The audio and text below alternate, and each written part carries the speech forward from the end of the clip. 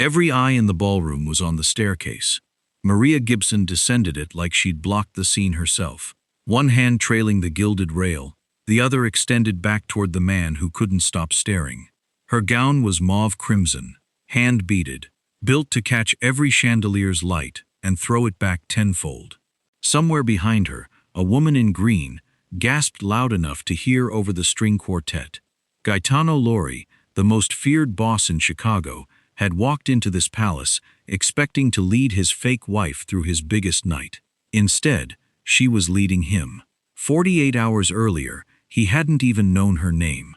He'd needed a wife by midnight Friday. Not a real one, just a convincing one, sharp enough to fool a man who'd built his empire on trusting no one. Don Marcello didn't sign deals with bachelors. He signed them with men who had something to lose. When Gaetano's hired fiancée fled the estate in tears, panic should have cost him the biggest contract of his life. It didn't, because Maria Gibson happened to be standing in the hallway with a garment bag, watching the chaos unfold, and she did what she always did when a production was falling apart around her. She took over. Nobody told Maria to shrink herself into someone's arm candy. So on the night that was supposed to make or break a billion-dollar empire, she didn't just play the part of Gaetano Lori's wife. She stole the whole show. The screaming started before Maria even got through the service entrance. She'd come to the Lori estate to deliver a garment bag, 3 custom vests, hemmed and pressed, nothing more dramatic than a Tuesday afternoon.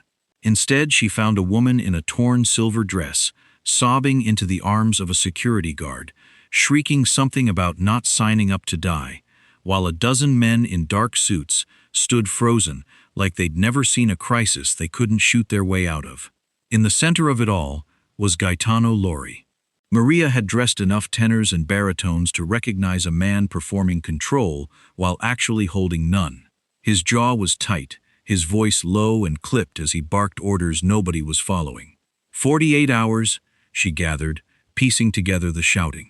48 hours until some old-world traditionalist named Marcello arrived expecting to shake hands with a settled, married man, and Gaetano's entire arrangement had just fled the building in heels. She should have kept walking, set the garment bag down, signed the delivery slip, left the mafia to its own theatrics. Instead, she set her bag down and said, "She's wrong for the part anyway." The room went silent. Gaetano turned, and for the first time, Maria understood exactly what people meant when they called him dangerous. Not loud, not threatening, just utterly, coldly still, like a man who'd never once needed to raise his voice to be obeyed. "Excuse me, your fiancé." Maria nodded toward the door the woman had just fled through. "Wrong casting. You needed someone who reads as unshakable, and you hired someone who panics under a single hard look. That's a directing failure, not a her failure. And you'd know this how. I've spent 15 years telling grown men how to hold a stage under pressure." She picked her bag back up, unhurried. "You have 2 days to convince a man who doesn't trust anyone that you're settled, safe, and worth doing business with. That's not a costuming problem. That's a production." Something shifted behind his eyes. Calculation, maybe, or the first flicker of interest he'd shown all afternoon. "You have a name?" "Maria Gibson." She let the silence stretch a beat longer than comfortable. "And a price. It isn't small." Gaetano didn't blink at $3 million. He wired it before Maria finished her second cup of coffee, which told her more about the size of what was at stake than any amount of shouting had. What he did blink at was the rest of her terms. Absolutely not. A woman with a clipboard, Renata, his image consultant, judging by the badge and the barely restrained panic, was already unpacking a garment rack of pale, forgettable silk. The Dawn expects understated, quiet. A wife who compliments, not competes. Then the Dawn is going to be very disappointed in me. Maria walked the length of the rack once, touched nothing, and turned back to Gaetano. "I'm not wearing beige. I'm not wearing shapewear that makes it hard to breathe, let alone act natural for 6 straight hours. And I'm not playing quiet. Quiet reads as hiding something. You need me to read as certain." "Certain of what?" "Of you." She said it simply, like a stage direction. "That's the performance, not submission. devotion. There's a difference. And Marcelo's spent 40 years learning to smell the fake kind. Gaetano studied her the way he might study a contract clause he hadn't expected to find reasonable. Fine. Full creative control. What else? A story. How we met. How you proposed. Something specific enough to survive being asked twice. She was already pacing, already building it the way she'd block a second act. Not a gala, too obvious. Say I was called in to consult on wardrobe for a charity event you were chairing. A lie close enough to the truth that neither of us trips over it. You noticed me arguing with a vendor over color theory. You said no one had ever corrected you so confidently in your own house. Did I? You did. It's charming. People believe charming over impressive every time. She stopped in front of him, close enough that Renata visibly stopped breathing. The ring story is better if it's clumsy. Nervous, even. Let them think the terrifying Gaetano Lori got nervous once. For me, something almost like amusement crossed his face. Brief, unpracticed, like a muscle he rarely used. You've done this before. No, Maria said. But I've directed men far more dangerous than you convincingly fall in love. 8 shows a week. For years. He didn't have an answer for that. She hadn't expected him to. The workroom smelled like steam and starch, and for the first time in 2 days, Maria felt entirely like herself. She'd taken over the estate's east wing without asking permission. Bolts of silk unrolled across every surface, a dress form standing in the center like a patient waiting for surgery. Mauve crimson, she'd decided the moment she saw the fabric catch the light. Not the muted wine tones Renata had suggested, not anything that apologized for itself. Something with weight. Something that moved like it knew exactly where it was going. She was hand-placing the last of the beadwork along the bodice when Gaetano appeared in the doorway. He didn't knock. Men like him rarely did. You've been in here 6 hours. It's a gown, not a napkin. She didn't look up. This has to survive a 5-course dinner, a receiving line, and Marcelo's staff studying every seam for signs you cut corners. 6 hours is generous. He crossed the room slower than she expected, studying the dress on its form, the deep scoop of the neckline, the way the beading caught light like it was breathing. It's not what the others would have chosen. The others weren't hired to be seen. I was. She finally straightened, meeting his eyes. You wanted certain. This is certain. He didn't argue. Instead, he reached into his jacket and set a small velvet box on the work table between them, beside her pins and thread. Then it needs this. Maria opened it and went briefly, uncharacteristically still. The diamond was enormous, cut in a way that looked less like jewelry and more like architecture. That's excessive. So is your dress. She almost laughed. Instead, she let him slide it onto her finger himself. And that was the mistake, his hand closing briefly around hers, steadier than she expected, warmer than a man with his reputation had any right to be. The room, for a moment, forgot it was staged. For the record, she said, quieter now, the story we invented has you nervous when you gave me this. I'm not nervous. No, Maria agreed, watching him watch her hand like he hadn't quite let go of it yet. You're not. That's the interesting part. The palace hit you before you were even through the doors. Gold leaf climbing every column. Chandeliers stacked 3 deep in crystal. A string quartet playing like violence had never touched this room, and never would. Maria had designed for opera houses with less ceremony. At the top of the staircase, Gaetano offered his arm. Ready? I was born ready. You're the one who looks like he's walking to his own execution. Force of habit. She laughed, and the sound carried further than she meant it to. Enough that heads below turned before she'd taken a single step down. That was the moment she understood the room, the way she understood a stage. Every eye a spotlight, every silence a cue. So she gave them a show. Chin level, spine long. One hand trailing the gilded rail like she'd choreographed the descent herself. The other extended back toward him instead of the other way around. Somewhere in the crowd, a woman gasped. Good. She wanted them gasping. By the bottom step, the quartet had noticeably lost tempo. Don Marcelo watched her the entire way down. Unreadable, ancient-eyed. But it was one of the younger men beside him, an underboss from a rival house, thick gold rings and a mouth that had clearly never been told no, who leaned toward his companion and muttered, just loud enough, "Didn't think Laurie's taste ran this. Generous." The room's temperature dropped by several degrees. Maria turned toward him slowly, entirely unbothered, the way she'd once turned toward critics who thought a costume note was an invitation. "Generous," she repeated, tasting the word. "I'll take that.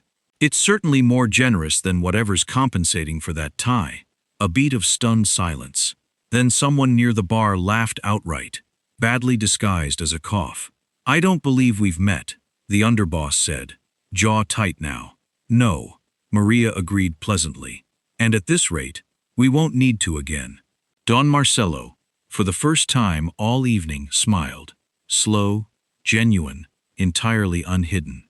He inclined his head toward Gaetano, as if awarding a point in a match only he'd been scoring. "Signor Laurie, your wife has teeth." "She has more than that," Gaetano said. And for once there was no performance in his voice at all. Maria didn't look at him, but she felt the room recalibrate around her anyway. No longer watching a fake wife, watching a queen. Dinner service moved the way it always did at events like this. Practiced, invisible, 40 waiters gliding between tables like they'd rehearsed it 100 times. Which was exactly the problem. This one hadn't. Maria noticed him during the second course, the way she noticed a chorus member out of step from 3 rows back in the dark. Everything about him was almost right. The black jacket, the white gloves, the tray balanced at the correct height. But his shoulders sat wrong, squared and tense instead of loose, and his right hand kept drifting toward his hip instead of his tray, the way a man reaches for something he's more comfortable holding than plates. "Something wrong?" Gaetano asked quietly, following her gaze without turning his head. A skill she suspected he'd had to learn early. That waiter's never carried a tray in his life. She didn't wait for him to argue. She was already rising, already calculating angles the way she'd block a dangerous stunt. Table, centerpiece, distance, timing, when the man's hand closed around something beneath his jacket. "Gun." The word barely left her mouth before she moved. Both hands hit the edge of the heavy oak table and shoved with everything 15 years of hauling set pieces had built into her arms. It groaned, tipped, and crashed sideways directly into him a half-second before the first shot fired, the round burying itself in gilded plaster instead of Don Marcello's skull. The massive floral centerpiece went next, an avalanche of white roses and porcelain crashing down over the gunman as he stumbled, giving Gaetano's men the opening they needed. The room detonated into screaming. Chairs overturned. A second shooter emerged near the terrace doors, and gunfire cracked twice more before Gaetano's men brought him down. Maria hit the floor on instinct, crimson silk pooling around her like spilled wine, one hand still gripping the table's edge. Gaetano was over her in an instant, body angled between her and the room, gun already drawn like he'd never once believed the night would stay peaceful. "Stay down. I just saved your Don's life," Maria said, breathless, adrenaline sharpening every word. "I'm not staying anywhere." Across the wreckage of roses and shattered crystal, Don Marcello rose slowly from where his own guards had shielded him, visibly shaken, visibly alive, and looked directly at Maria with something that hadn't been there before. Not doubt. Awe. It took 11 minutes for the room to go silent again. 11 minutes of shouting, of Gaetano's men dragging the last gunman out through the terrace doors, of glass swept aside so quickly it seemed the palace staff had rehearsed for this too. By the time the string quartet dared pick their instruments back up, the wreckage had been folded into the evening like nothing had happened at all. Don Marcello insisted on standing for the toast. He raised his glass with a hand that hadn't fully stopped trembling, looking not at Gaetano, but directly at Maria, still in her ruined, rose-petal-dusted gown. "In 40 years," he said, voice carrying easily across the recovering room, "I have watched men flinch at far less than what tonight offered. I have never once watched a woman move faster than the men paid to protect her." He lifted his glass higher. "To the Lioness of Chicago." The room echoed it back. Maria, who had spent her whole career avoiding curtain calls she hadn't earned, found she didn't mind this one at all. The contracts were signed within the hour, Marcelo's signature bold and unhesitating, the Port's deal sealed against a backdrop of shattered crystal and white roses that no one bothered to clear away first. She didn't fully feel the adrenaline leave her body until the armored car pulled away from the palace, streetlights sliding gold across the windows in long, silent stripes. "You were magnificent," Gaetano said, staring straight ahead, voice rougher than she'd heard it all night. "I was doing my job." "No." He turned to look at her fully now, something raw breaking through the composure he wore like armor. "Your job was to survive 48 hours and disappear. What you did back there." He stopped, jaw working. "Maria, I can't let that contract end tomorrow like nothing happened." She went still. "Gaetano, I'm not finishing the sentence as a negotiation." His hand found hers in the dark of the car, steadier than it had any right to be after a night like this. "I'm finishing it because I mean it. I don't want a fake wife walking out of my life at midnight." Outside, Chicago blurred past in ribbons of light. Inside, for the first time since she'd walked into his chaos with a garment bag, Maria had absolutely no idea what her next line was supposed to be. It wasn't until they reached the penthouse that Maria noticed the blood. "You're hurt." She caught his sleeve before he could shrug off his jacket, deflect, disappear the way she suspected he'd been trained to do with every wound he'd ever taken. A dark stain had bloomed through the white shirt at his shoulder. A graze. Not deep, but real. "It's nothing. It's a bullet wound. Sit down before I make you." Something in her tone must have surprised him, because he actually obeyed, lowering himself onto the edge of the bathroom counter while she found gauze and antiseptic with the brisk efficiency of a woman who'd patched up plenty of actors after stunts gone wrong. Her hands were steady, even as the silence between them turned into something heavier than adrenaline. "You could have said something in the car," she murmured, cleaning the wound with more gentleness than her voice let on. "You'd just stopped a bullet meant for Marcelo. My shoulder seemed like a minor detail." "Nothing about you is a minor detail." The words left her before she'd fully decided to say them. He looked up, and this close, under the harsh bathroom light, there was nothing performed left in his expression at all.